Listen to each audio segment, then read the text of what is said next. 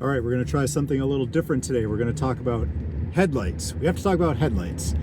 These I termed, along with all the street lights, luckily in this town they're not so bad, weapons of mass illumination. So we're in my car, we're driving around my town, and let me ask you a question. Especially if you're 50 or older, you remember what headlights and streetlights used to look like. The streetlights were orange, the headlights were kind of yellowish orange, and if you turn your brights on like this, you could see pretty far down the street. These are old headlights. But this light, wow, of this car approaching me right now. Let me ask you a question. Can you see better with those headlights in your eyes right now, or not so well? So headlights, they're supposed to help us so we can see better. We can see more in front of us. But if you're designing a car and you're an engineer and you work for Ford or General Motors, like, I'm pretty sure you've thought about a lot of different aspects, holy cow, of how lights work when you drive. And if you make super powerful 7,500 Kelvin uber bright LED lights and you put them in a car, I'm willing to bet that the people driving towards you are not going to be able to see nearly as well as you in the car can, and then you're going to get their lights in your eyes, which means you're not going to be able to see very well, they're not going to be able to see very well. So all in all, this is a zero-sum game here with these crazy bright headlights. Now, I'm wearing a pair of blue light blocking glasses right now. I'm going to put them in front of the camera here in a minute. Now, this car's got normal lights. You can actually see where you're going still. But when there's one of these cars that's got these weaponized headlights in front of us, even with the blue blockers on, which does make a big difference where it's not so bright, it is still hard to see anything around us with how infinitely bright these lights are from these other cars. All right, what I'm going to do is pause this till we get a car coming. I'll show you what it looks like with the blue blockers, which does make a huge difference. But even with blue blockers, which I do not recommend anybody wear in their car because you're not supposed to drive at night with blue blockers unless they're those yellow tinted blue blockers, which can help you see better and reduce about 70% of the light, the blue light coming into your eye. These headlights are just full of blue light. And everybody should know by now, go to Harvard, go to the American Medical Association, go to the National Institute of Health, go to the World Health Organization, and everybody knows that artificial light at night is associated with diabetes, cancer, heart disease, and obesity. And it's the blue wavelength of light that really causes circadian disruption, damage, potential damage to our eye with free radicals, especially with these absolutely intense headlights. Let me see if I can get these in front of the camera. There we go. I mean, even look through these blue blockers. I mean, that looks kind of blurry because I had the arm of the blue light blockers in front of it, and the camera's not focusing through them because I can't get it tight over the camera.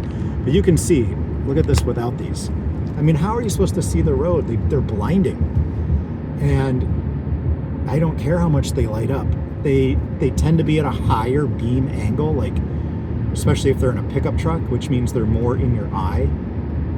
And they're so intensely focused and such a high color temperature, which means more white blue, that it is just almost impossible to see where you're going, what's on the side of the road. All you're trying to do is recover your vision so that you can blink enough times to see what's coming in front of you next. I would argue that whoever made these knew exactly what they were doing, that there's got to be some agenda. I mean, these lights are so bright, and now they've got all the LED street lights all over the place. Back here, it's not so bad. And where I live, it's not really so bad. But in most urban areas, those LED street lights, I'm telling you, the American Medical Association has a warning letter out to the American public. And we know the American Medical Association is not the most upfront, out in front of the whatever's happening in history. They play from behind the eight ball, right? So they're not necessarily out in front of the trends. And even the American Medical Association says that these uber bright streetlights are harmful to our health, and these headlights are damaging to us, and they make it harder to see.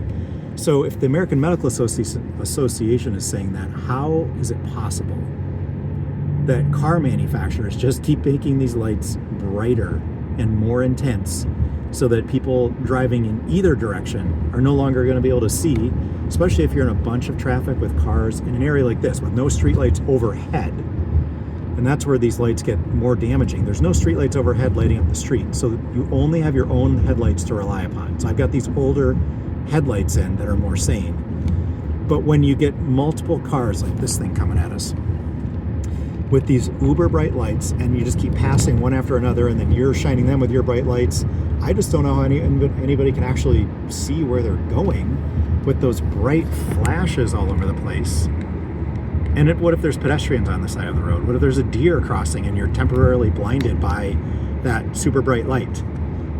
Has anyone else had this same issue with streetlights and headlights where it just becomes impossible to want to drive at night? It makes me want to just stop driving at night altogether and completely give up nighttime driving, which is hard because right now it's 5:30 p.m. here where I live. 5:30 p.m. is pretty early.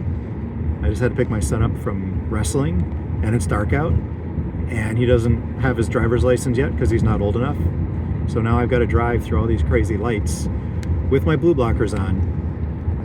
And then my dog's not wearing blue blockers. Does it hurt my dog's eyes to see those super bright lights that can be damaging to our eyes? Let me know if any of you have had the same issue with nighttime driving. If you get a pair of, like, oh my God, that's even worse. That's one of the worst. I have to cover my eyes with my blue blockers. Put my hand in front of my face. So if you get a pair of the yellow daytime driving blue blockers, they'll block quite a significant amount of blue light. And that can be really helpful when you're driving at night. It actually helps you see a little better, and it does block some of that blue light from your eyes.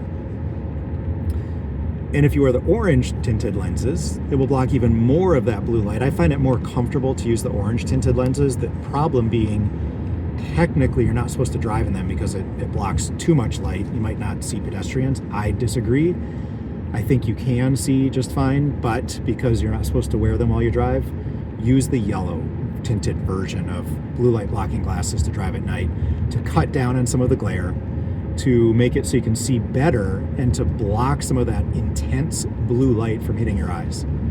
Let me know if you guys have this same issue with these crazy weaponized headlights that everyone's got in their cars nowadays.